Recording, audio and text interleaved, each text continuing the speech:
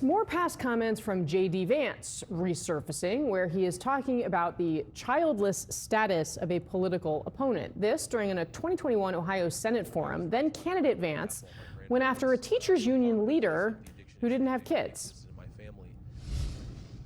You know, so many of the leaders of the left, and I hate to be so personal about this, but they're people without kids trying to brainwash the minds of our children. If she wants to brainwash and destroy the minds of children, she should have some of her own and leave ours the hell alone. A CNN K-File report found several other instances in recent years where Vance brought up this topic. We should care about declining fertility, not just because it's bad for our economy, but because we think babies are good. And we think babies are good because we're not sociopaths. Why have we let the Democrat Party become controlled by people who don't have children? And why is this just a normal fact of American life? We're effectively run in this country via the Democrats, via our corporate oligarchs, by a bunch of childless cat ladies. Kamala Harris, Pete Buttigieg, AOC, the entire future of the Democrats is controlled by people without children. So while that childless cat lady's remark is perhaps like, you can print it on a t-shirt, which is why it makes it so devastating for him, this is part of a pattern, Matt Gorman. There are more comments that basically underscore the philosophy he was trying to articulate with that one phrase. Yeah, and look, I kind of keep thinking back also to earlier in the show. This is kind of in a new reality now we're seeing for candidates. It changed very quick. It was a little bit, maybe 10 years ago when you had a little sporadic things. What are the best attacks we have against Kamala Harris? Things on video. What are the best attacks they have on J.D. Vance? Things on video. Pelosi we talked about before whether Trump will use, I feel responsible for this. The proliferation of video is now a massive, you're being videoed everywhere.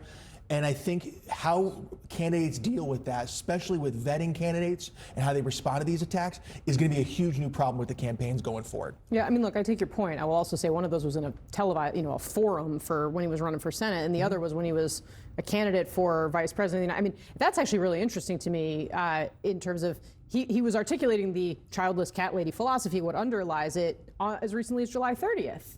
Matt, you did a really good job there of not addressing how disastrous your vice presidential candidate is. And I mean, who does he think he is? I mean, some people can't have children. Some people have circumstances where they don't want children or can't have children at a certain time. I mean, this is turning off suburban America. There is no doubt in my mind that J.D. Vance is a huge anvil on Trump's chances of winning because of stuff like this. And he'll say, well, I made one comment, it was sarcastic. It's not. It's over and over and over, and it's really, as Tim Walz would say, it's weird as hell. Stephen, this was how he addressed it in an interview on Meet the Press. He did say he has no regrets about the childless cat lady comment. Look, I regret certainly that a lot of people took it the wrong way, and I certainly regret that the DNC and Kamala Harris lied about it. But do you regret what you said, Senator? Look, Kristen, I'm going to say things from time to time that people disagree with. I'm a real person. I'm going to make jokes. I'm going to say things sarcastically. Those sarcastic comments were made in the service of a real substantive point. This country has become too anti-family. Those things that people disagree with. I have a lot of regrets, Kristen, but making a joke 3 years ago is not in the top 10 of the list. Look, as you said, he was running for office at the point that he made some of these remarks. It almost seems like some Republicans are going out of their way to widen the gender gap, even though it's a massive issue in this election, and female voters and suburban voters are going to be very important. I think it does speak to the fact that primary elections are so important in politics. People speak to their own concentrated ideological electorate, and they say things to woo those people that end up, when they're on a much wider stage, being quite damaging. All right, let's turn now to this. In the battle for younger voters, both the Harris and Trump campaigns have turned to social media influencers to try to bring in new voters. Here is the latest instance. This is Democratic vice presidential candidate Tim Walz making an appearance on the popular TikTok show Subway Takes. So what's your take? My take is the most neglected part of home ownership is the gutters. It's personal for me. 100% agree. I've had problems with gutters before. You get your basement wet, you get ice dams, cause a lot of problems. How often do you like looking at gutters? I look quite often, surprisingly, because Like I kind you're of judge it. inspecting. You know, I try not to be judgmental on people, but when I see a well-tended gutter, it says a lot about somebody. So. Brad is losing it over here. Well, first of all, it's so relatable, and it gives me a little bit of PTSD. I remember as a child, my father would make me take a 40-foot ladder and walk up and pull the. Oh, we didn't even play the part where they get to the ladders. Right. Guys, can you pull that up? I'm probably asking too much of the control room, but continue. But I would have to get the leaves out of our gutters in our home, and we had a sloping backyard, so it was like a 40-foot.